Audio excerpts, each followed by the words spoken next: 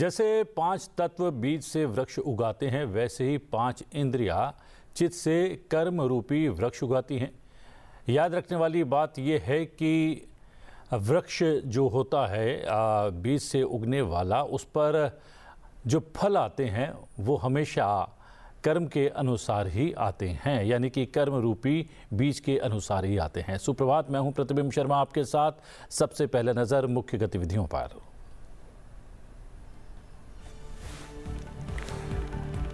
अंतर्राष्ट्रीय सौर गठबंधन सम्मेलन के 8वें सत्र में आज राष्ट्रपति देंगे मुख्य भाषण। राजधानी दिल्ली के भारत मंडपम में कल हुआ था उद्घाटन। 30 अक्टूबर तक चलने वाले आयोजन का उद्देश्य वैश्विक समुदाय के मध्य सहयोग बढ़ाना, एक उज्जवल और टिकाऊ भविष्य के लिए सौर ऊर्जा को अपनाने में तेजी लाना है। SIR का दूसरा चरण 12 राज्य और केंद्र शासित प्रदेशों में होगा शुरू। मुख्य निर्वाचन आयुक्त ज्ञानेश कुमार का बयान।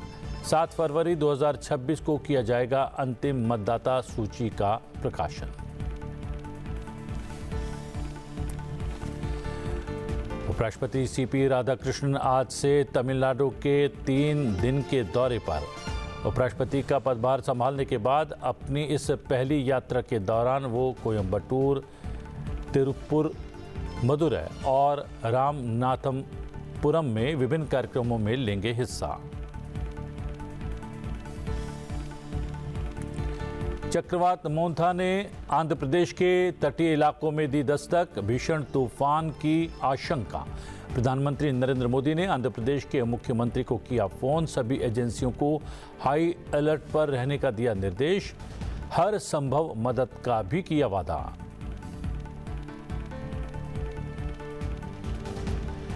छठ के रंग में डूबा उत्तर भारत, घाटों पर उमड़ा भक्तों का सैलाब। आज उगते सूर्य को अर्घ्य देने के साथ पूरा हुआ छठ महापर्व। राष्ट्रपति, उपराष्ट्रपति, प्रधानमंत्री और लोकसभा अध्यक्ष ने दी शुभकामनाएं।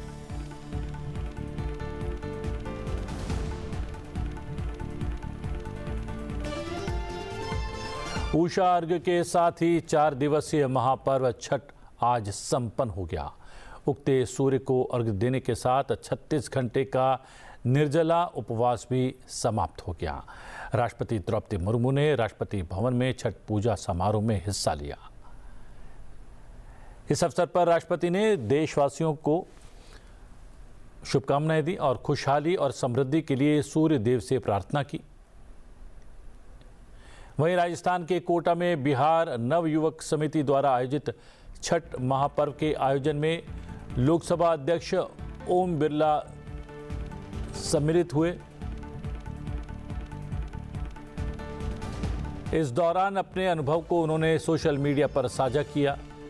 लोकसभा अध्यक्ष ने लिखा, संसदीय क्षेत्र कोटा में बिहार नवयुवक समिति द्वारा आयोजित छठ महापर्व में सम्मिलित होकर श्रद्धालुओं की आस्था और उत्साह का साक्षी बनने का अवसर मिला। डूबते भगवान सूर्य देव को अर्घ्य अर्पित करते श्रद्धालुओं की भक्ति ने इस पावन पर्व की गरिमा को और बढ़ाया। छठ पूजा केवल एक धार्मिक अनुष्ठान नहीं, बल्कि सूर्य, प्रकृति और मातृत्व शक्ति के प्रति श्रद्धा का उत्सव है, जो हमारी सांस्कृतिक परंपराओं की समृद्धि को दर्शाता है।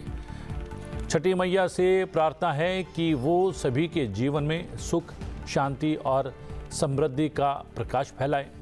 ये पर्व हमें संयम, सेवा और सादगी के साथ जीवन जीने की प्रेरणा देता है। आप सभी को छठ पूजा की हार्दिक शुभकामनाएं। छठी मैया का आशीर्वाद सभी पर बना रहे और हर परिवार में मंगल और आनंद का वास हो। इस वर्ष इस पर्व की शुरुआत 25 अक्टूबर को नहाय खाए के साथ हुई थी। आज उगते सूर्य को अर्घ्य देकर ये पर्व संपन्न हुआ। प्रधानमंत्री नरेंद्र मोदी ने इस अवसर पर सभी श्रद्धालुओं और व्रतियों को अपनी शुभकामनाएं दी हैं, उनका अभिनंदन किया है। उन्होंने अपने सोशल मीडिया पोस्ट में लिखा है, भगवान सूर्यदेव को प्रातःकालीन अर्घ्य के साथ आज महापर्व छठ का शुभ समापन हुआ। 4 दिवसीय इस अनुष्ठान के दौरान छठ पूजा की हमारी भव्य परंपरा के दिव्य दर्शन हुए। समस्त व्रतियों और श्रद्धालुओं सहित पावन पर्व का हिस्सा बने अपने सभी परिवारजनों का हृदय से अभिनंदन। छठी मैया की असीम कृपा से आप सभी का जीवन सदैव आलोकित रहे।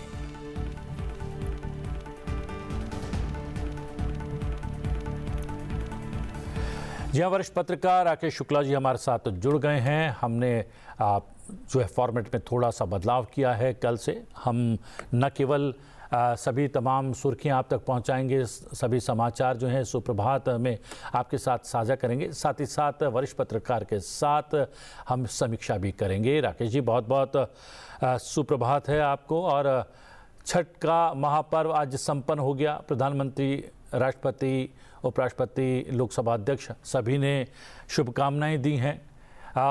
और दिल्ली, राजधानी दिल्ली में छठ का पर्व इसलिए भी विशेष हो जाता है अब कि काफ़ी कुछ निर्मल जल के साथ यमुना के छठ का ये पर्व मनाया गया। आप कैसे देखते हैं इस समाचार को?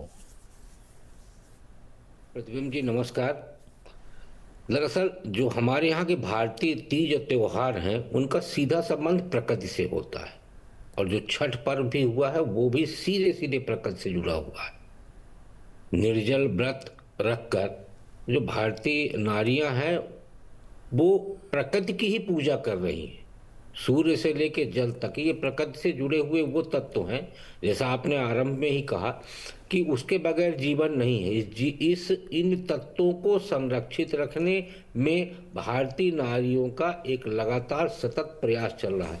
मैं इस तरह के त्योहारों को इसी रूप में देख रहा हूं कि हमारे यहाँ नारी और पुरुष दोनों प्रकृति के प्रति जो असीम स्नेह और श्रद्धा रखते हैं वो व्रत के रूप में सामने आता है, और वो एक तपस्या है जो लगातार सतत तरीके से पीढ़ी दर पीढ़ी भारत में चली आ रही है। ये जो हमारा पर्व है छठ का महापर्व, वो सीधे सीधे तौर पर हमें प्रकृति से जोड़ता है, प्रकृति का संरक्षण करने का संदेश देता है। तो क्या आज छठ का ये महापर्व संपन्न हुआ, क्या हमें संकल्प लेना चाहिए माँ यमुना को स्वच्छ बनाए रखने का या स्वच्छ बनाने का? निश्चित तौर पे यदि हम दिल्ली के परिप्रेक्ष्य में देखें तो जब भारतीय जनता पार्टी की सरकार बनी थी तभी एक संकल्प दोहराया गया था कि दिल्ली की यमुना को साफ किया जाएगा। लेकिन मुझे लगता है कि दिल्ली की यमुना को साफ करने में सिर्फ सरकार ही नहीं बल्कि सामाजिक और उसके साथ साथ व्यापारिक सहयोग भी जरूरी है, क्योंकि कोई भी नदी, प्रतिबिंब जी, आप देखेंगे कि वो हर वर्ष नदी अपने आप को स्वयं ही साफ करती है बरसात के सीजन में। उसके बाद यदि हम उस पर गंदगी नहीं फैलाए तो नदी अपने आप निर्मल बनी रहेगी। तो यमुना को लेकर भी इस बार एक नया प्रयोग किया गया, एक घाट का निर्माण किया गया जहां स्वच्छ जल में मुझे लगता है कि लंबे समय के बाद जो छठ के व्रतधारी महिलाएं हैं उन्हें एक साफ जल में कम से कम स्नान करने और पूजा करने का अवसर प्रदान किया है दिल्ली की सरकार ने। ये मुझे लगता है कि पूरे विश्व में सनातन धर्म ही एकमात्र ऐसा धर्म होगा जिसमें हमारे परंपराएं, हमारे तीज त्योहार, हमारे धार्मिक अनुष्ठान या फिर कह सकते हैं हमारा पूरा धर्म ही कहीं ना कहीं प्रकृति प्रेम या फिर पर्यावरण का संरक्षण करता है। लेकिन क्या हम अपने धर्म के संदेश को थोड़ा सा भूल गए हैं? फिर से याद दिलाने की आवश्यकता है, उस पर भी थोड़ा सा काम करने का प्रयास करना चाहिए। देखिए, हमारे पूर्वजों ने प्रकृति की रक्षा के लिए ही उसको धर्म के साथ जोड़ा था।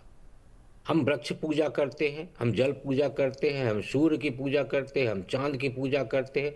हम हर उस प्राणी की जो सजीव निर्जीव किसी भी स्थिति में है, हम उसको धर्म के साथ इसलिए हमारे पूर्वजों ने जोड़ा कि जब हम उसको संरक्षित रख सके और सुरक्षित रख सके, क्योंकि इनका मानव जीवन में बहुत मूल्य है। इसीलिए आप देखिए कि इस समय पर एक नया अभियान चला हुआ है, एक वृक्ष माँ के नाम। अब आप देखेंगे कि सारे राज्यों में जो ये अभियान है, ये अभियान यदि क्रांति का रूप धारण करेगा तो हमारे यहाँ जिस तरीके से वन सिमटते जा रहे हैं और कंक्रीट के वन खड़े होते जा रहे हैं, उससे इसका बड़ा लाभ होगा। और हमारे जीवन में जो सबसे बड़ी समस्या पैदा हो रही प्रदूषण की, उस प्रदूषण की समस्या जीवन के लिए जो घातक रूप धारण कर रही है, वो एक वृक्ष माँ के नाम कहीं ना कहीं एक वरदान का रूप धारण करेगी। जी हाँ, एक वृक्ष माँ के नाम, ये प्रधानमंत्री नरेंद्र मोदी की प्रेरणा रही है। इससे पहले स्वच्छता अभियान भी उनकी प्रेरणा से ही शुरू हुआ था। जब भी प्रधानमंत्री कुछ अपील करते हैं देशवासियों से, देशवासी उसे हाथों हाथ लेते हैं और उस पर कार्य करते हैं। और प्रधानमंत्री की एक इस प्रकार की एक अपील जो है शायद बहुत जल्द आएगी और लोग अपने धर्म के मर्म को समझेंगे। चलते हैं अन्य महत्वपूर्ण खबरों की ओर। प्रधानमंत्री नरेंद्र मोदी ने युवाओं से देश के भविष्य को दिशा देने वाले अभियान में भाग लेने की अपील की है। प्रधानमंत्री ने भारत के युवाओं से विकसित भारत यंग लीडर्स डायलॉग 2.0 में सक्रिय रूप से भाग लेने का आह्वान किया है। प्रधानमंत्री नरेंद्र मोदी ने एक्स पर प्रतियोगिता का लिंक साझा करते हुए लिखा है, विकसित भारत यंग लीडर्स डायलॉग 2.0 हमारे युवाओं के लिए राष्ट्र निर्माण में योगदान देने का शानदार अवसर है। हमारे युवाओं के विचार और अंतर्दृष्टि विकसित भारत के निर्माण का मार्ग प्रशस्त कर सकते हैं। इस संवाद में भाग लेने का तरीका ये है कि आप सबसे पहले इस विशेष रूप से तैयार की गई प्रश्नोत्तरी प्रतियोगिता में भाग लें।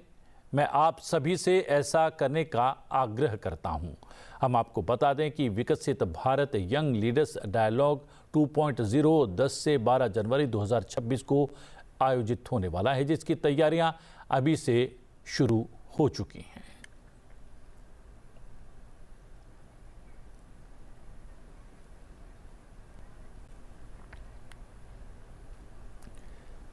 राकेश जी, विकसित भारत यंग लीडर्स डायलॉग 2.0, हमने जैसा कि कहा कि प्रधानमंत्री जब भी कुछ अपील करते हैं, आह्वान करते हैं, देशवासी हाथों हाथ लेते हैं और उसमें बड़ी संख्या युवाओं की है। अब उन्होंने विकसित भारत यंग लीडर्स डायलॉग 2.0 से युवाओं से जुड़ने का आह्वान किया है। कितना महत्वपूर्ण है ये पूरा लीडर्स डायलॉग 2.0 और युवाओं से किया गया प्रधानमंत्री का आह्वान?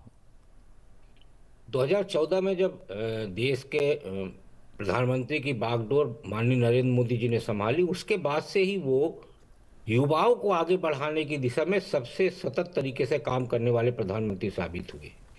आप देखेंगे कि उन्होंने मुद्रा योजना सहित कई ऐसी योजनाएं भारत में लाई, जिसकी वजह से युवा जो है सिर्फ नौकरी पे निर्भर न रहे, स्वावलंबी बने और स्वरोजगार स्थापित करें। उसके अलावा जो छोटे छोटे स्व उद्योग स्थापित करने के लिए भी एमएसएमई में भी उन्होंने युवाओं को पूरी वरीयता देने का काम किया। और सरकार के मंत्रालयों से कहा गया कि युवा पहली पंक्ति में होने चाहिए, उनकी आवश्यकताओं को पूरा किया जाना चाहिए। आज जब हम 11 साल के बाद प्रधानमंत्री को देख रहे हैं तो उनके उस दृष्टिकोण में कोई परिवर्तन नहीं आया है। वो हमेशा से यही कहते हैं कि भारत युवाओं का देश है और यदि युवा विकसित होगा तो राष्ट्र विकसित होगा। जब वो आज अपनी अर्थव्यवस्था को विश्व के अर्थव्यवस्था के बराबर लाने की प्रयास कर रहे हैं, तो ऐसे में जरूरी है कि भारतीय युवा उसमें सबसे बड़ा सहभागी हो। तो आप देखेंगे कि प्रधानमंत्री का युवाओं के स्वावलंबन की दिशा में जो कार्य किया जा रहा है, वही कार्य है विकसित युवाओं के इस आयोजन को लेकर। और वो हमेशा इसके लिए एक प्रेरक के रूप में सामने आए हैं। चाहे मन की बात रही हो या अन्य कार्यक्रम, किसी भी तरह के आयोजन में वो युवाओं को प्रोत्साहन करने में कभी भूल नहीं करते। प्रतिबिंब जी। और उसमें प्रधानमंत्री ने अपने जो संदेश में है युवाओं के नाम, उसमें उन्होंने ये भी अपील की है युवाओं से कि एक प्रश्नोत्तर दिया गया है, उसका उत्तर पहले दे। ये जो है पहली अर्हता होगी, मुझे लगता है कहीं ना कहीं युवाओं को इस कार्यक्रम में हिस्सा लेने के लिए। ये कितनी महत्वपूर्ण? निश्चित तौर पे आपका जो ज्ञान है वो ज्ञान ही आपको आगे बढ़ाता है। तो ऐसे में एक प्रश्नोत्तरी को हम ये ना मान के चलें कि वो एक परीक्षा है, बल्कि वो एक आपके ज्ञान की समझ है, और वही समझ आपको कहीं ना कहीं राष्ट्र के प्रति समर्पण का भाव पैदा करती है, आपके अपने आत्मविश्वास को मजबूत करने का काम करती है। और जब ये दोनों चीजें होंगी तभी आप कोई एक कार्य को लक्ष्य तक पहुंचा सकते हैं। तो उस प्रश्नोत्तरी का जहां तक प्रश्न है, वो प्रश्नोत्तरी कहीं ना कहीं एक कॉन्फिडेंस, जिसको हम कहते हैं आत्मविश्वास को मजबूत करने की दिशा में काम करेगा युवाओं के लिए। प्रतिबिंब जी, आपको बता दें कि प्रधानमंत्री नरेंद्र मोदी 29 अक्टूबर को भारत समुद्री सप्ताह 2025 में भाग लेने के लिए मुंबई जाने वाले हैं, जहां इसका उद्घाटन कल ही हुआ है मुंबई में। और हम आपको ये भी बता दें कि इस दौरान आयोजित कार्यक्रम में प्रधानमंत्री एक विशेष सत्र को संबोधित करेंगे। पतन, पोत, परिवहन और जलमार्ग मंत्रालय द्वारा 27 से 31 अक्टूबर 2025 तक मुंबई के NESCO नेस्को मैदान में इंडिया मैरीटाइम वीक 2025 का आयोजन किया गया है। यह आयोजन वैश्विक स्तर पर सबसे बड़ा समुद्री सम्मेलन है, जिसमें समुद्री पारिस्थितिकी तंत्र के प्रमुख हितधारकों को एक साथ शामिल किया जा रहा है। 5 दिवसीय इस कार्यक्रम के दौरान 11 देशों के मंत्री अपने उद्योग प्रतिनिधि मंडलों के साथ विभिन्न सत्रों में भाग ले रहे हैं, जो भारत के समुद्री क्षेत्र में बढ़ती वैश्विक रुचि को दर्शाता है। सार्वजनिक संबोधन के अतिरिक्त प्रधानमंत्री विश्व भर की अग्रणी समुद्री कंपनियों के चयनित अंतर्राष्ट्रीय CEO के साथ एक उच्च स्तरीय वैश्विक CEO फोरम की अध्यक्षता भी करने वाले हैं।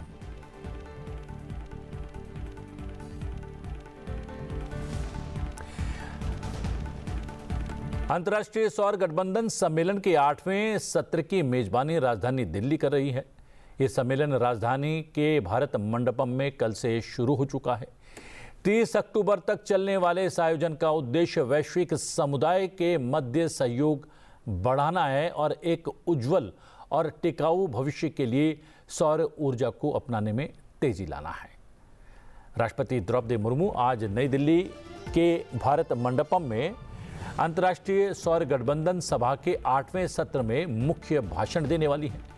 ये ISA असेंबली में भारत के राष्ट्रपति का पहला संबोधन होगा, जो वैश्विक सौर ऊर्जा सहयोग को आगे बढ़ाने में ISA के नेतृत्व के प्रति भारत की प्रतिबद्धता और एक विश्व, एक सूर्य, एक ग्रिड के इसके संस्थापक दृष्टिकोण को रेखांकित करता है। राष्ट्रपति का मुख्य भाषण सभा की कार्रवाई के लिए दिशा निर्धारित करेगा तथा टिकाऊ, समावेशी और सौर ऊर्जा से संचालित भविष्य के लिए ISA सदस्य देशों की साझा प्रतिबद्धता की पुष्टि करेगा। अंतर्राष्ट्रीय सौर गठबंधन एक वैश्विक पहल है, जिसकी शुरुआत 2015 में भारत और फ्रांस ने पेरिस में आयोजित COP21 में की थी। इसके 125 सदस्य और हस्ताक्षरकर्ता देश हैं। ये गठबंधन दुनिया भर में ऊर्जा की पहुंच और सुरक्षा को बेहतर बनाने के लिए सरकारों के साथ मिलकर काम करता है और स्वच्छ ऊर्जा के भविष्य की और एक स्थायी बदलाव के रूप में सौर ऊर्जा को बढ़ावा देता है। ISA का लक्ष्य 2030 तक सौर ऊर्जा में निवेश को बढ़ावा देना है और साथ ही इस तकनीक और इसके वित्त पोषण की लागत को कम करना है। ये कृषि, स्वास्थ्य, परिवहन और बिजली उत्पादन क्षेत्र में सौर ऊर्जा के उपयोग को बढ़ावा देता है। ISA के सदस्य देश नीतियां और नियम बनाकर सर्वोत्तम प्रथाओं को साझा करके साझा मानकों पर सहमति बनाकर और निवेश जुटाकर बदलाव ला रहे हैं। The General Assembly session of the ISA is going to held in Bharat Mandapam, New Delhi, and as you all know, now 124 countries are members, and the momentum for this assembly has built with the meeting across the 4 regions, which I have already elaborated in Europe, Asia Pacific, Latin America, and in fact 200 million African solar facility is also anchored, and overall to build up the skill and exchange the ideas, exchange the technologies, and popularize the solar, and also showcase the success story of the PM Suryaghar Mufti Bijli Yojana, that is rooftop solar, and agri solar, that is specially for the irrigation purpose. Whatever is being done in India, that also will be showcased, and Assembly will deliberate on the key themes for the facilitating the action, aim to push private capital mobilization through the Africa Solar Facility and the Global Solar Facility, and aim to evolve a mechanism to increase the training and the technical support, and Global South to provide a strong message with respect to renewable energy. Rakesh ji, हम देख रहे हैं कि भारत लगातार प्रयास कर रहा है कि अलग अलग विषयों को लेकर विश्व के देशों को साथ लाया जाए।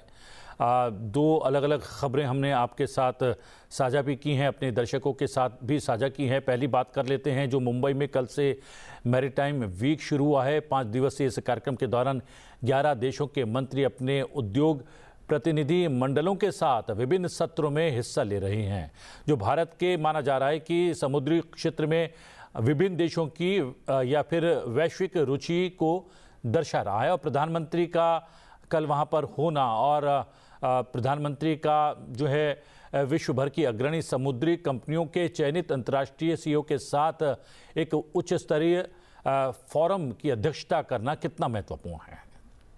मुझे याद आता है प्रतिबिंब जी की जब नितिन गडकरी जी जहाजरानी मंत्री थे, तब मुंबई में भी मैरीटाइम समिट हुआ था, पहला मैरीटाइम समिट, और उस दौरान भी दुनिया के तमाम देशों के जो प्रतिनिधि थे वो आए हुए थे। उस समिट का सबसे बड़ा प्रभाव ये हुआ या लाभ ये हुआ भारत में कि भारत में आपके जहाज मरम्मत का कार्य नहीं हो रहा था, लेकिन उसके बाद दुनिया की कई कंपनियों ने यहाँ पे अलग अलग जगहों पर 2 से 3 जगहों पर जहाज मरम्मत के लिए अपने उपकरण वो खोले। इसके अलावा इसको हम सिर्फ समुद्री जल परिवहन के रूप में ही न देखें, बल्कि मैरीटाइम जो कन्क्लेव हो रहा है उससे हमारा जो अभी रुक गया है जल परिवहन का कार्य, जैसे आपका वाराणसी से बंगाल होते हुए बांग्लादेश तक, उसके बाद नेपाल, ये कनेक्टिविटी थी। जल परिवहन सबसे सुगम और सस्ता परिवहन माना जाता है। यदि भारत में जल परिवहन ठीक हो गया तो मुझे लगता है कि जो आज हम महंगाई की बात बार बार कर रहे हैं, उस महंगाई से बहुत राहत आएगी। तो समुद्री परिवहन में भारत स्वावलंबी हो, भारत के अपने सिस्टम हो। आप देखिए कि जो पहले पोर्ट घाटे पे चल रहे थे वो पोर्ट आज फायदे पे हैं। बहुत सारी बहुराष्ट्रीय कनेक्टिविटी के लिए हमारा जो चाबहार पोर्ट बना हुआ था उसको लेकर कई गतिरोध पैदा हुए, लेकिन वो भी खुल रहा है। तो हम अंतरराष्ट्रीय समुद्री परिवहन के साथ जो स्वदेशी यानी भारत के अंदर जल परिवहन के लिए भी ये मैरीटाइम कन्क्लेव बड़ा कारगर साबित होगा। इससे बहुत सारी जो बाहर की कंपनियां हैं उनके लिए भी भारत एक बड़े विकल्प के रूप में प्रस्तुत होगा। हम ये भी देख रहे हैं कि लगातार समुद्री परिवहन पर तो जो है जोर दिया ही जा रहा है। समुद्री क्षेत्र के द्वारा जो है समुद्र से जुड़े हुए देशों के साथ संबंधों को और कैसे प्रगाढ़ बनाया जाए, कैसे उनके साथ व्यापार बढ़ाया जाए और कैसे जो है रणनीतिक साझेदारियां और ज्यादा मजबूत की जाए, उसका भी लगातार प्रयास किया जा रहा है।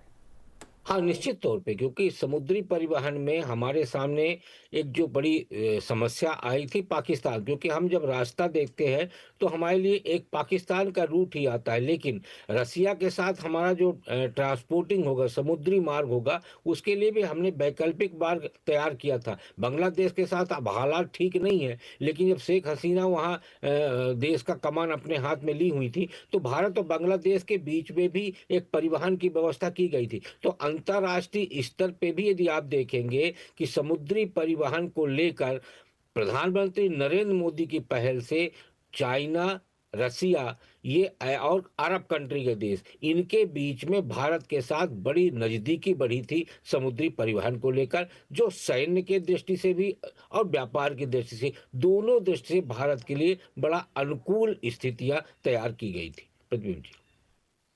भी हैं जो समुद्र से जुड़े हुए हैं, उससे जुड़ी खबर भी हम जो है दर्शकों के साथ साझा करेंगे और उस पर भी आपके विचार जानने की कोशिश करेंगे। लेकिन उससे पहले जो राष्ट्रपति द्रौपदी मुर्मू आज नई दिल्ली के भारत मंडपम में अंतर्राष्ट्रीय सौर गठबंधन सभा के 8वें सत्र में जो मुख्य भाषण देने वाली है, ये जो है अंतर्राष्ट्रीय स्तर पर जो सौर गठबंधन शुरू हुआ है उसमें भी भारत की एक बहुत ही महत्वपूर्ण भूमिका रही है। प्रतिबिंब जी, भारत जो है वैकल्पिक ऊर्जा स्रोतों की तरफ ध्यान दिया और आज उसी के चलते भारत जो है ऊर्जा के क्षेत्र में स्वावलंबी हुआ है।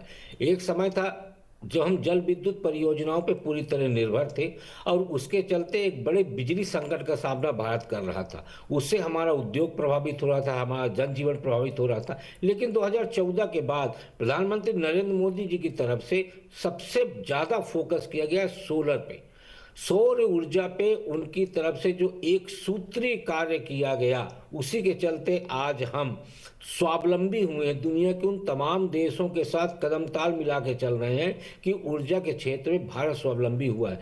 अब उसका आप देखिए कि रीवा में, मध्य प्रदेश में जो रीवा डिस्ट्रिक्ट है, वहाँ एशिया का सबसे बड़ा सोलर प्लांट बना हुआ है, जिसका प्रधानमंत्री नरेंद्र मोदी जी ने खुद ही उद्घाटन किया था कुछ साल पहले।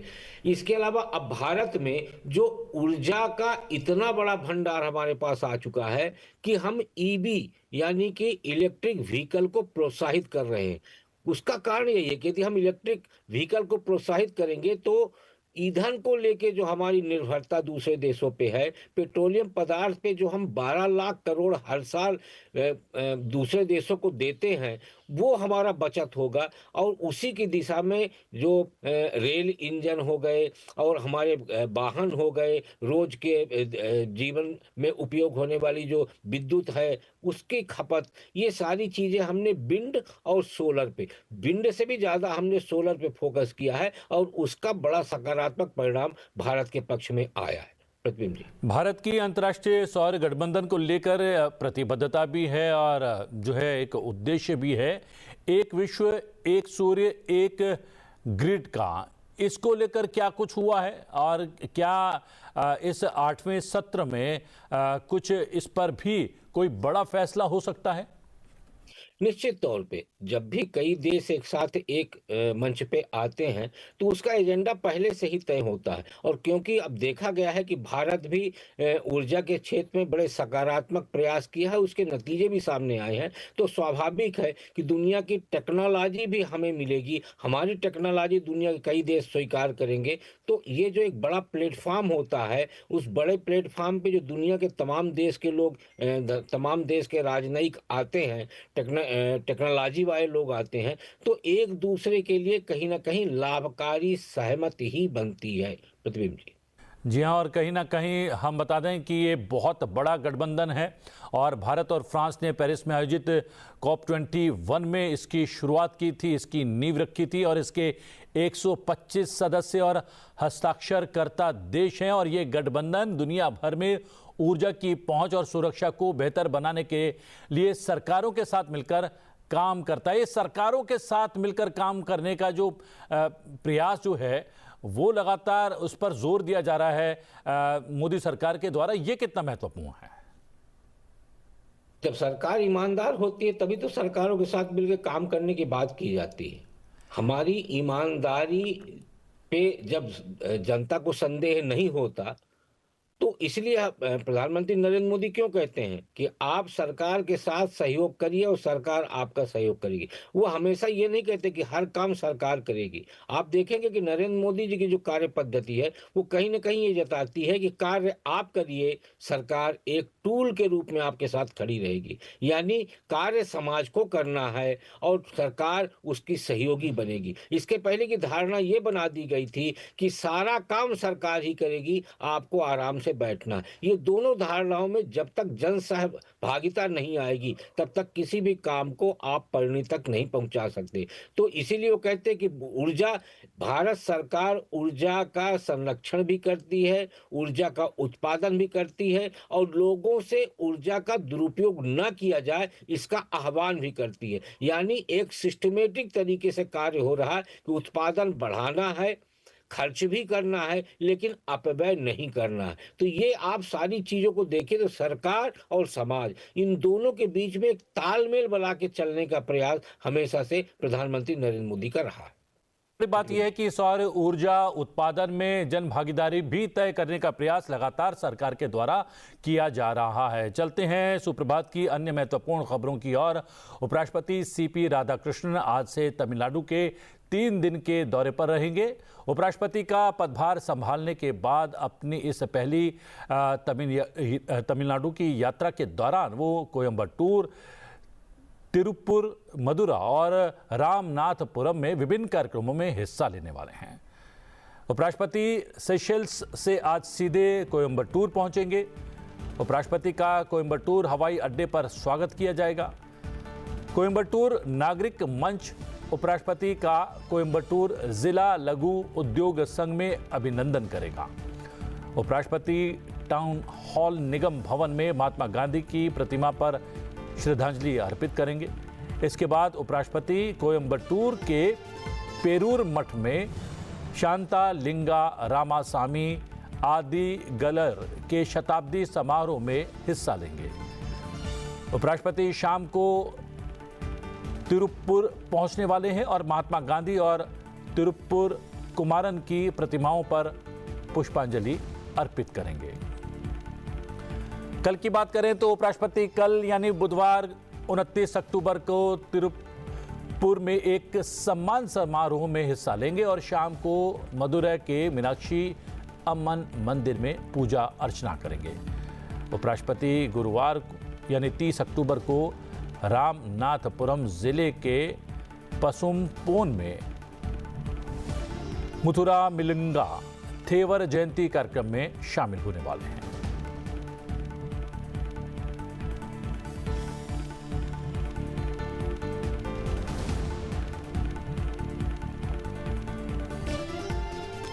उपराष्ट्रपति सीपी राधाकृष्णन ने अपने सेशेल्स दौरे के दूसरे दिन वहां के राष्ट्रपति और उपराष्ट्रपति से मुलाकात की।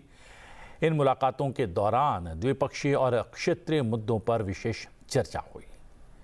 स्टेट हाउस में सेशेल्स के नवनिर्वाचित उपराष्ट्रपति सेबेस्टियन पिल्ले से मुलाकात की।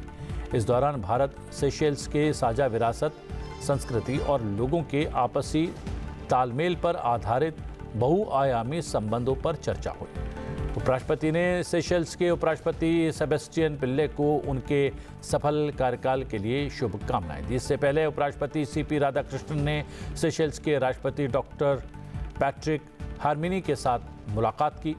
उन्होंने डॉक्टर हार्मिनी को राष्ट्रपति का पदभार संभालने पर शुभकामनाएं दी। उन्होंने राष्ट्रपति के साथ भारत और सेशेल्स के बीच आपसी सहयोग बढ़ाने पर चर्चा की। बैठक में दोनों नेताओं ने हिंद महासागर क्षेत्र और ग्लोबल साउथ में शांति तथा स्थिरता के साझे दृष्टिकोण की पुष्टि की।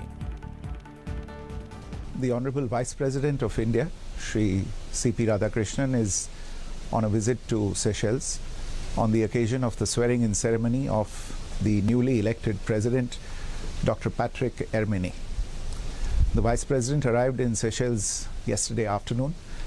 He began his program by addressing a gathering of the Indian origin community here in Seychelles, and subsequently attended the swearing-in ceremony of the newly elected president. He also had a brief meeting with Prime Minister Naveen Chandra Ramgoolam of Mauritius, who's also here in Seychelles for the same purpose.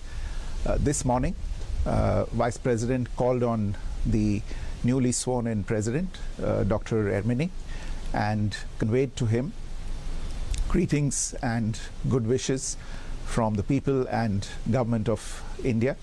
He underlined to him India's intent and desire to further the long-standing ties of kinship and cooperation between India and Seychelles. Rakesh ji, उपराष्ट्रपति एक तरफ Seychelles में global south में शांति और स्थिरता के साझे दृष्टिकोण पर बातचीत करते हैं, अब सीधे वहां से भारत के दक्षिण प्रांत तमिलनाडु पहुंचेंगे, वहां पर भी उनका व्यस्त कार्यक्रम है। किस प्रकार देखते हैं दोनों खबरों को?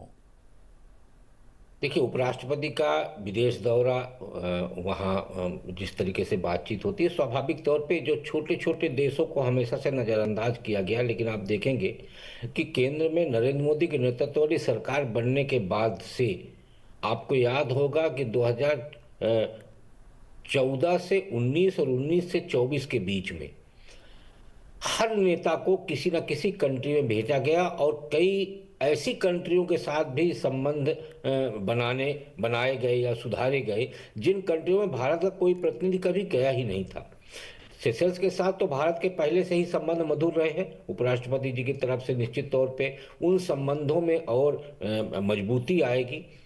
जहां तक तमिलनाडु की बात है, पहला दौरा है उनका, लेकिन इस समय पर जिस तरीके के हालात तमिलनाडु के बने हुए हैं प्राकृतिक संकट के, ऐसे में मुझे लगता है कि जो तमिलनाडु में उनका अपने घर में, अपने गृह क्षेत्र में स्वागत होगा। पहली बार उपराष्ट्रपति बनने के बाद वो अपने गृह क्षेत्र में जा रहे हैं, लोगों से मिलेंगे। स्वाभाविक है कि एक अपनी आत्मीयता रहती है अपने उपराष्ट्रपति को। साउथ से उपराष्ट्रपति बने हैं, तमिलनाडु से खासकर, तो एक पढ़ा लिखा विद्वान व्यक्ति उपराष्ट्रपति के रूप में भारत को मिला है और वहाँ के स्थानीय लोगों के लिए भी, तमिलनाडु के जनमानस के लिए, उनके समाज के लिए कहीं ना कहीं एक गौरव का विषय है तो राधा कृष्णन जी का उपराष्ट्रपति बनना। जी हाँ, लेकिन एक राजनेता के तौर पर भी उपराष्ट्रपति बनने से पहले तक वो काफ़ी वाइब्रेंट राजनेता रहे हैं और तमिलनाडु की राजनीति में भी उनका काफ़ी जो है दखल रहा है और काफ़ी महत्वपूर्ण हिस्सेदारी वो जो है शेयर करते रहे हैं। माननीय अटल बिहारी वाजपेयी जी की सरकार के समय भी इनके पास एक जिम्मेदारी सौंपी गई थी केंद्रीय मंत्रिमंडल की, और स्वाभाविक तौर पे तमिलनाडु में एक बड़ा नाम राधा कृष्णन जी का है। उन्होंने संघर्षपूर्ण जीवन बिताया, सामाजिक क्षेत्र में उन्होंने एक अपना नाम बनाया, अपना स्थान बनाया। ऐसे में मुझे लगता है यदि भारतीय जनता पार्टी की बात की जाए तो वहाँ दो राधा कृष्णन भारतीय जनता पार्टी के पास थे, एक पोन राधा कृष्णन और एक ये राधा कृष्णन, और दोनों राधा कृष्णन का अपने क्षेत्र में अपना अलग महत्व है, अपना अलग वर्चस्व है।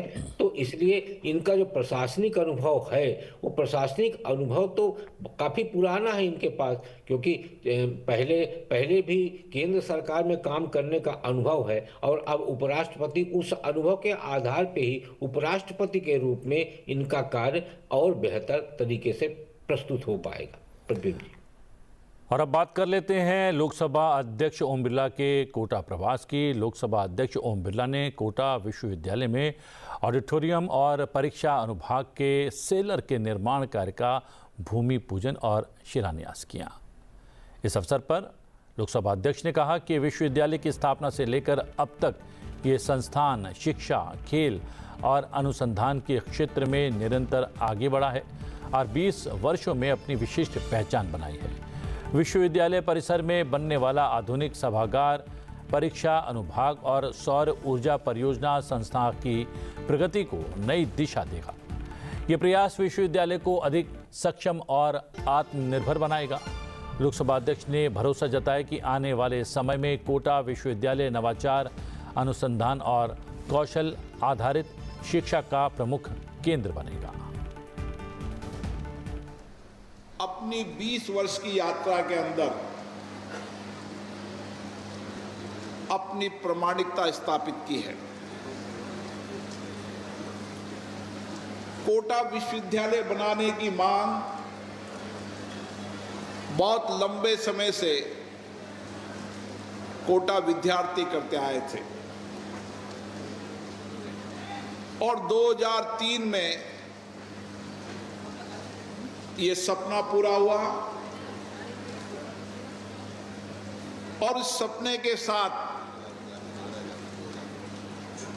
हम सबका संकल्प है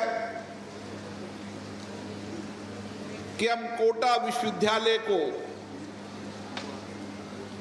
नवाचारों का, नई रिसर्च का,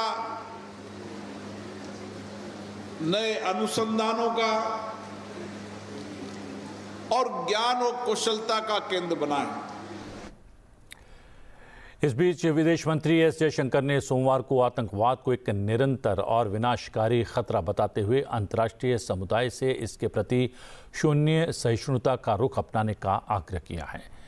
कुआलालंपुर में 20वें पूर्वी एशिया शिखर सम्मेलन में बोलते हुए उन्होंने जोर देकर कहा कि आतंकवाद के विरुद्ध हमारे रक्षा के अधिकार से कभी समझौता नहीं किया जा सकता।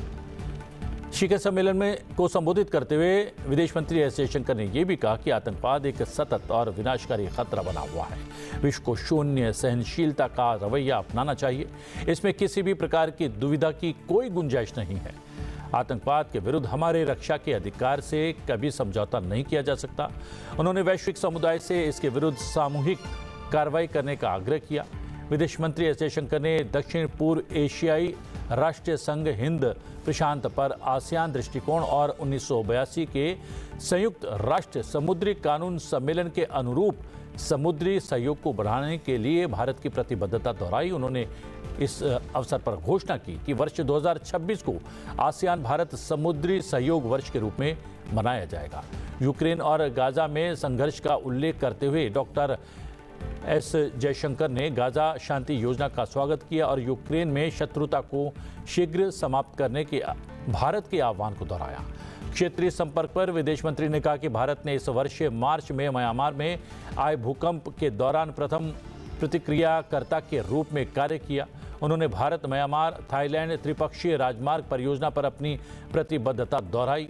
डॉक्टर एस जयशंकर ने कहा कि भारत पूर्वी एशिया शिखर सम्मेलन को हिंद प्रशांत क्षेत्र में शांति, प्रगति और समृद्धि को बढ़ावा देने के लिए एक महत्वपूर्ण मंच के रूप में महत्व देता है।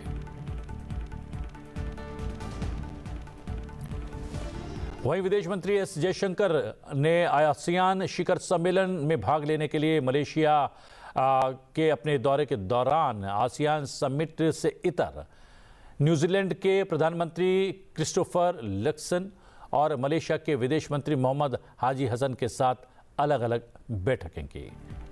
विदेश मंत्री एस जयशंकर ने न्यूजीलैंड के प्रधानमंत्री क्रिस्टोफर लक्सन और मलेशिया के विदेश मंत्री मोहम्मद हाजी हसन के साथ बैठक की और इन बैठकों के दौरान विदेश मंत्री एस जयशंकर ने द्विपक्षीय संबंधों और क्षेत्रीय मुद्दों पर चर्चा की। ये बैठकें दक्षिण पूर्व एशियाई राष्ट्रीय संघ यानी आसियान के वार्षिक शिखर सम्मेलन से इतर हुई, जिसके लिए विदेश मंत्री एस जयशंकर कुआलालंपुर में हैं। विदेश मंत्री एस जयशंकर ने क्षेत्रीय मुद्दों पर चर्चा के लिए जापान के विदेश मंत्री मोतेगी तोशिमित्सु, ब्राजील के माउरो विएरा और ब्रुनेई के दातो एरिवान पेहिन यूसुफ से भी मुलाकात की।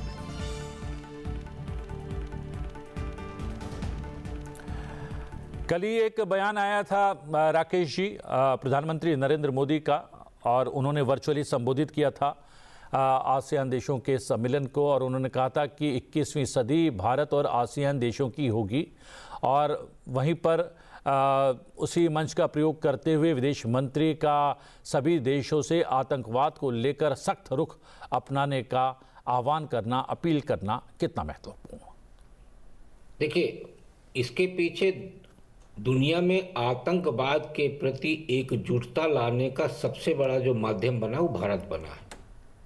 आप याद करिए कि प्रधानमंत्री बनने के बाद नरेंद्र मोदी जी की तरफ से जिस तरह विदेशी दौरे किए गए उस पर विपक्ष की तरफ से तमाम सवाल खड़ा किया गया, लेकिन जब आतंकवाद का विषय आया और उस विषय पे दुनिया के सबसे ज़्यादा देश जब भारत के पक्ष में खड़े हुए और पाकिस्तान को आतंकवाद का पोषित देश करार करने के समय पर उन देशों का सहयोग भारत को मिला, तब समझ में आया कि नरेंद्र मोदी की रणनीति क्या थी। आज आतंकवाद के मुद्दे पर दुनिया में जो चर्चा हो रही है उसका कारण नरेंद्र मोदी को मैं मानता हूँ, क्योंकि सभी देश कहीं ना कहीं इस आतंकवाद से पीड़ित हैं और व्यथित हैं, लेकिन पहल कौन करे, और वो पहल नरेंद्र मोदी जी ने किया है। इसलिए आज आसियान देशों के बीच में भी उसी विषय पर चर्चा हो रही और उसका प्रतिनिधित्व करते हुए मोदी जी दिखाई दे रहे। एक बात और कि यहाँ पर विदेश मंत्री ने म्यांमार और जो है दूसरे एशियन देशों को जोड़ते हुए राजमार्ग बनाने की जो बात की जा रही थी उसको लेकर क्या कुछ प्रगति है, उस प्रगति पर भी यहाँ पर चर्चा हुई, क्या इस पर भी प्रकाश डालेंगे आप? जी, मुझे याद है कि बहुत पहले आसियान देशों को लेकर एक प्रोजेक्ट तैयार हुआ था बांग्लादेश और म्यांमार के बीच भारत से सड़क परिवहन के लिए, और उसकी पहल भी हुई थी और एक व्यापारिक साझेदारी के रूप में सड़क का निर्माण करने की बात हुई थी, जहां तक मुझे याद है। तो ये 14 से 19 के बीच में शायद 16 या 17 2016 या 17 की बात होगी। लेकिन सवाल ये होता है कि जब भारत की तरफ से पहल की जाती है तो सारी निर्भरता भारत पे आ जाती है।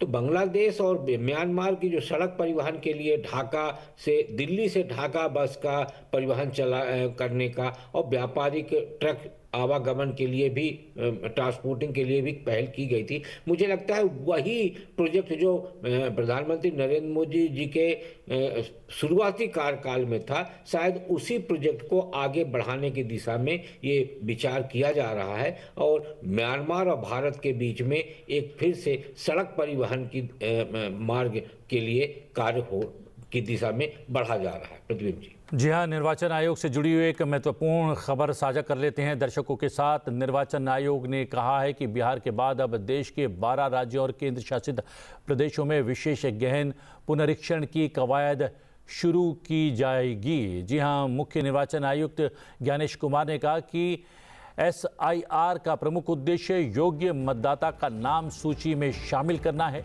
और अयोग्य के नाम को मतदाता सूची से हटाना है। उन्होंने ये भी कहा कि बिहार में पहले चरण के पूरा होने के बाद SIR का दूसरा चरण 12 प्रदेशों और केंद्र शासित प्रदेशों में शुरू हो रहा है। उन्होंने कहा कि बिहार में SIR की प्रक्रिया सफलतापूर्वक पूरी की गई है और इसको लेकर कोई भी अपील नहीं आई है, जो इस कवायद की सबसे बड़ी खूबसूरती है। उन्होंने बताया कि मौजूदा SIR स्वतंत्रता के बाद से ऐसी 9वीं कवायद है और पिछला SIR 21 वर्ष पहले 2002 से 2004 के मध्य हुआ था। चुनाव से पहले इलेक्टोरल रोल का रिवीजन आवश्यक है और या जब भी चुनाव आयोग आवश्यकता अनुसार निर्धारित करे। विगत कुछ दशकों से लगभग हर राजनीतिक पार्टी ने मतदाता सूची के शुद्ध न होने के ऊपर चुनाव आयोग को लगातार शिकायतें दी हैं। पहले सन 1951 से लेकर 2004 तक लगभग 8 बार स्पेशल इंटेंसिव रिवीजन इस देश में चुनाव आयोग ने कराया है और आखिरी इंटेंसिव रिवीजन लगभग 21 साल पहले 2002 से लेकर 2004 की मियाद में पूरा किया गया था। इस लंबे दौर में, 2 दशकों से भी अधिक लंबे दौर में, मतदाता सूची में कई परिवर्तन आवश्यक हो जाते हैं। राकेश जी, SIR को कुछ लोग जो हैं जानबूझकर बिहार चुनाव से जोड़कर दिखाने का प्रयास कर रहे थे, उनको भी कहीं ना कहीं जवाब दे दिया है चुनाव आयोग ने। चूंकि इसका विस्तार किया जा रहा है 12 राज्यों और केंद्र शासित प्रदेशों में भी अब SIR होगा और ये प्रक्रिया होनी भी चाहिए कि भाई जो मतदाता बनने के इच्छुक हैं, जो मतदाता नहीं बन पा रहे हैं, उनको मतदाता बनाया जाए और जो एक से ज़्यादा जगह पर जो है मतदाता बने हुए हैं उनको सूची से बाहर किया जाए। इसमें गलत किया है। ये तो आश्चर्य का विषय है प्रतिबिंब जी कि बिहार में लंबे यानी 2 से 3 चुनावों में 22 लाख मरे हुए वोटर भी वोट डाल रहे थे। बिहार में 7.5 लाख वो वोटर भी वोट डाल रहे थे जो बिहार छोड़ के दूसरी जगह पे वोटर बन चुके हैं। हम ये कह रहे कि SIR यदि घातक होता तो बिहार में इस चुनाव में जो विपक्ष SIR के मुद्दे को सबसे ज्यादा हाइप पे लेके गया, एक नैरेटिव तैयार किया गया कि वोट काटा जा रहा है, वो इस चुनाव में इस विषय का जिक्र क्यों नहीं कर रहा? जब वोट अधिकार यात्रा निकाली गई और दो लड़कों की जोड़ी उस यात्रा को लेके चली, वो लड़कों की जोड़ी अब एसआईआर का विषय क्यों नहीं उठा रही पूरे बिहार के चुनाव में? इसलिए नहीं उठा रही क्योंकि इसका इम्पैक्ट नहीं हुआ।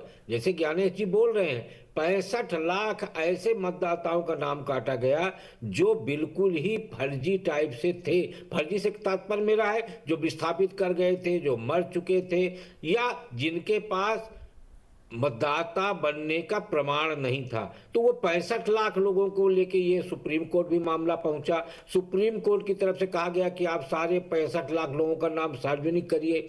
उसके बाद भी वो 65 लाख लोगों में से कोई भी व्यक्ति अपना नाम जुड़वाने क्यों नहीं गया? अब आपको जान के आश्चर्य होगा कि अभी अक्टूबर महीने में जो 7 जिलों पे एसआईआर का एक फार्मूला प्रयोग किया गया है, पश्चिम बंगाल में 7 करोड़ 6 लाख मतदाताओं में 3 करोड़ 96 लाख मतदाताओं का नाम ही 2002 की सूची से मिलान हुआ है। 3 करोड़ 48 लाख मतदाताओं का पुनरीक्षण अब होगा और उसमें ये देखा जाएगा कि क्या ये वास्तव में हैं मतदाता या नहीं है।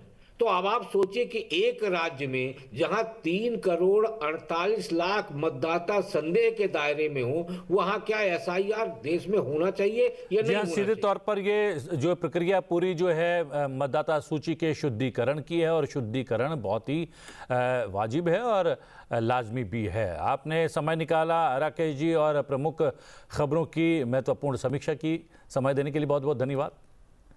और अब जल्दी से कुछ अन्य खबरों पर डाल देते हैं नजर। केंद्रीय कृषि और किसान कल्याण मंत्री शिवराज सिंह चौहान ने 2025-26 खरीफ फसल के लिए तेलंगाना, उड़ीसा, महाराष्ट्र और मध्य प्रदेश में 15,000 करोड़ रुपए की खरीद योजना को मंजूरी दे दी है। प्रधानमंत्री अन्नदाता आय संरक्षण अभियान और मंत्रालय की अन्य योजनाओं के अंतर्गत एक उच्च स्तरीय बैठक के दौरान ये मंजूरी दी गई है। इन राज्यों के लिए स्वीकृत कुल खरीद राशि 15,095.83 करोड़ रुपए है, जिससे संबंधित राज्यों के लाखों किसानों को व्यापक लाभ मिलेगा।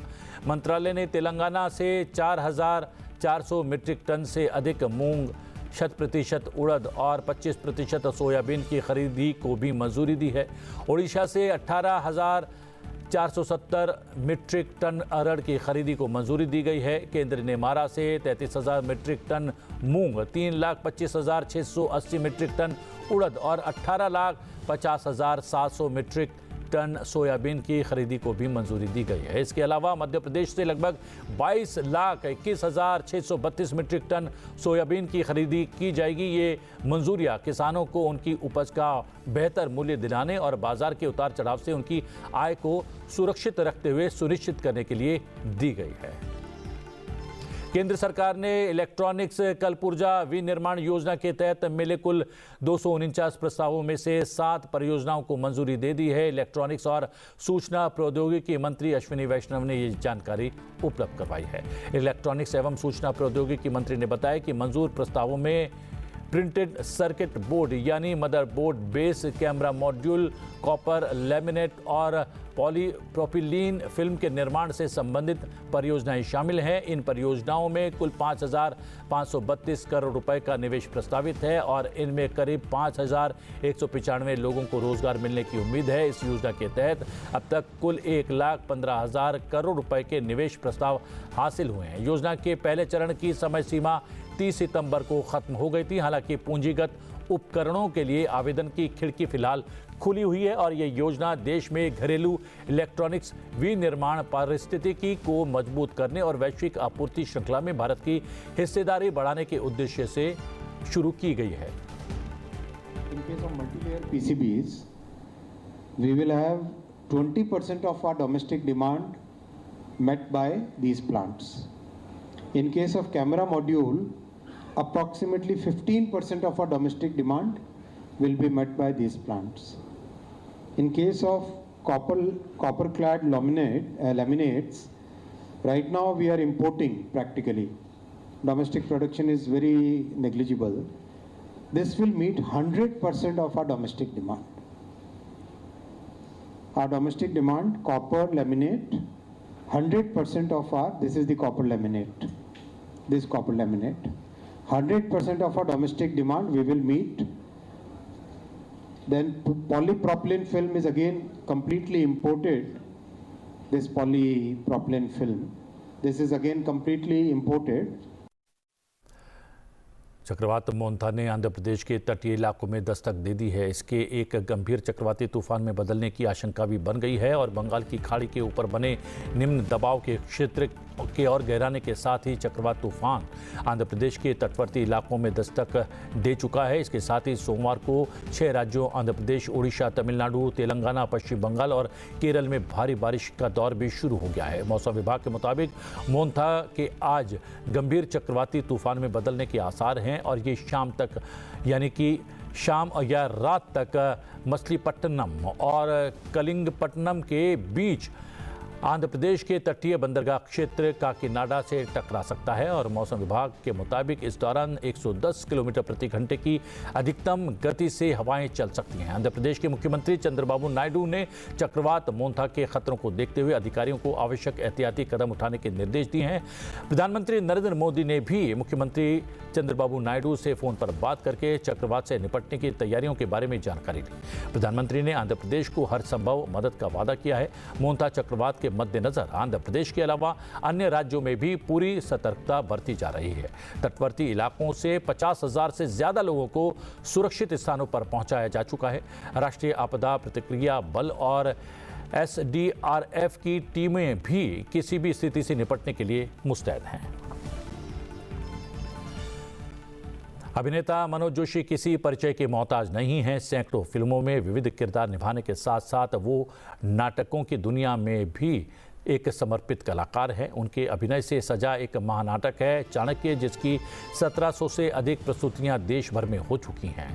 लगभग 2500 वर्ष पूर्व खंड में बटे भारतवर्ष को आचार्य चाणक्य ने किस प्रकार एक सूत्र में पिरोकर एक छत्र मौर्य साम्राज्य की स्थापना की थी, उसी को जीवंत करने वाले चाणक्य नाटक को मनोज जोशी राजधानी दिल्ली में आगामी 1 और 2 नवंबर को नेशनल स्कूल ऑफ ड्रामा में करने वाले हैं।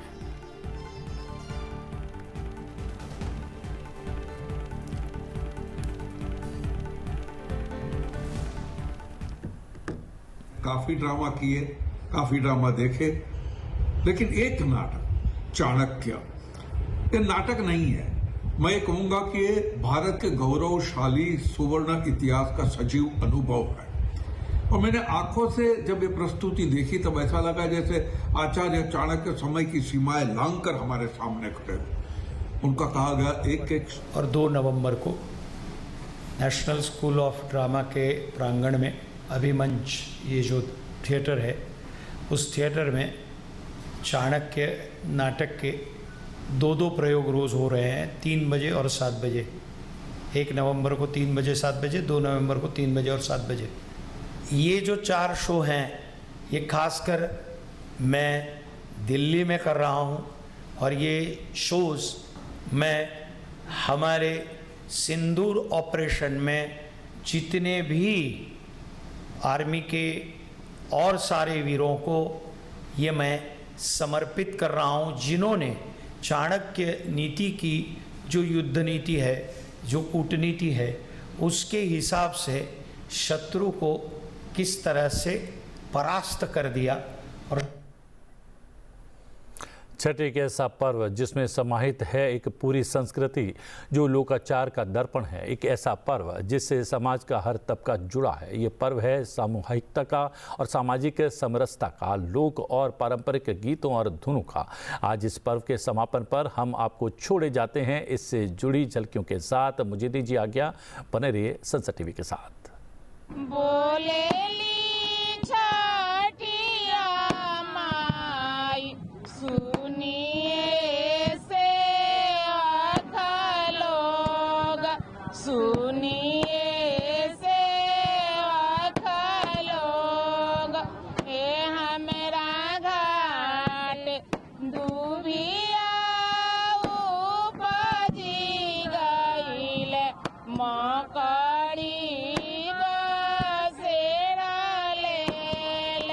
माँ